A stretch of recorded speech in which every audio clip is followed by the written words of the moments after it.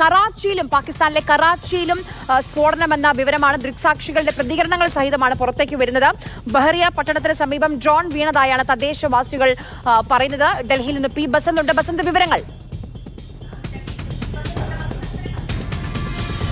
ആര്യ, ലാഹോറിന് പിന്നാലെ കറാച്ചിയിലും അതായത് സിന്ധിലെ കറാച്ചിയിലും സമാനമായ തരത്തിൽ സ്ഫോടനങ്ങൾ കേട്ടു എന്നാണ് തദ്ദേശവാസികൾ പറയുന്നത്. അതായത് സിന്ധിലെ കറാച്ചിയിലുള്ള ബഹ്റിയ പട്ടണത്തിന് സമീപം ഒരു ഡ്രോണ് തകർന്നു വീണു എന്നുള്ള വിവരങ്ങളാണ് വരുന്നത്. ഏതായാലും ഇതുമായി ബന്ധപ്പെട്ട് അന്വേഷണങ്ങൾ നടക്കുന്നുണ്ട്. പോലീസും മറ്റ് സുരക്ഷാ സേനയും സ്ഥലത്തെത്തി എന്നുള്ള വിവരമാണ് പുറത്തു വരുന്നത്.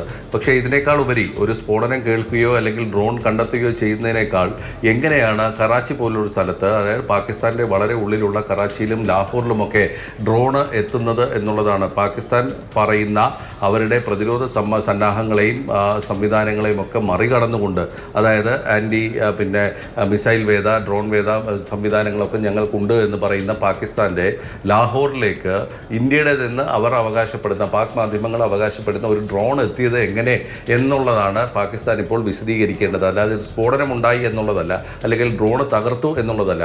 എങ്ങനെ ലാഹോറിലേക്ക് ഇത്രയും അതിർത്തിയിൽ നിന്നും ഇത്രയും കിലോമീറ്റർ അകലെ ഇന്ത്യയുടെ ഒരു ഡ്രോൺ എത്തി എന്നുള്ളതാണ് പാകിസ്ഥാൻ ഇപ്പോൾ വിശദീകരിക്കേണ്ടത്.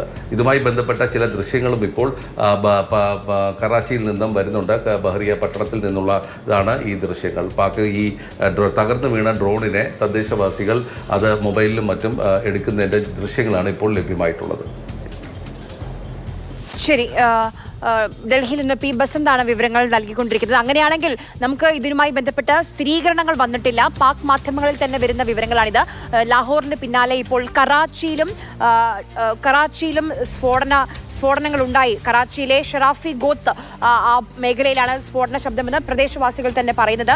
ഇന്ന് രാവിലെ മുതൽ തന്നെ പാകിസ്ഥാൻ ഇന്ത്യയുടെ ഒരു ഡ്രോൺ വെടിവെച്ചിട്ടു എന്ന വിവരം ഇന്ന് അവകാശപ്പെടുന്നുണ്ടായിരുന്നു. അതിൽ ഒരു സ്ഥിരീകരണവും വന്നിട്ടില്ല. ഒരു സ്ഥിരീകരണവും ഇന്ത്യയുടെ ഭാഗത്തു നിന്ന് വന്നിട്ടില്ല. അങ്ങനെയാണെങ്കിൽ തന്നെ അതിൽ മറ്റൊരു ശ്രദ്ധിക്കേണ്ട കാര്യം, ലാഹോറിലേക്ക് എത്താൻ ഇന്ത്യൻ സൈന്യത്തിന് കഴിഞ്ഞു, ഇന്ത്യൻ മണ്ണിൽ ഇരുന്നു കൊണ്ട് കഴിഞ്ഞു എന്നൊരു കാര്യം കൂടിയുണ്ട്. എന്തായാലും പാകിസ്ഥാനോ അതുമായി ബന്ധപ്പെട്ട് നമുക്കൊരു സ്ഥിരീകരണം ലഭ്യമായിട്ടില്ല. എന്തായാലും വലിയ ജാഗ്രതയിലാണ് ഇപ്പോൾ അതിർത്തി മേഖല പൂർണ്ണമായും ഉള്ളത്. സർവകക്ഷി യോഗം അവസാനിച്ചു എന്ന് വേണം മനസ്സിലാക്കാൻ. എല്ലാവരും സർവകക്ഷി യോഗം പൂർത്തിയായിട്ടുണ്ട്. രാജ്നാഥ് സിംഗ്, അമിത് ഷാ എന്നിവർ മടങ്ങി. പ്രധാനമന്ത്രിയുടെ സന്ദേശം യോഗത്തിൽ വായിച്ചു. എല്ലാവരും ഒന്നിച്ചു നിൽക്കണമെന്നാണ് നരേന്ദ്രമോദി സർവകക്ഷി യോഗത്തിൽ പറഞ്ഞത്. ഇതൊരു തുടക്കം മാത്രമാണെന്നും സർവകക്ഷി യോഗത്തിൽ മോദിയുടെ സന്ദേശത്തിൽ പറയുന്നുണ്ട്.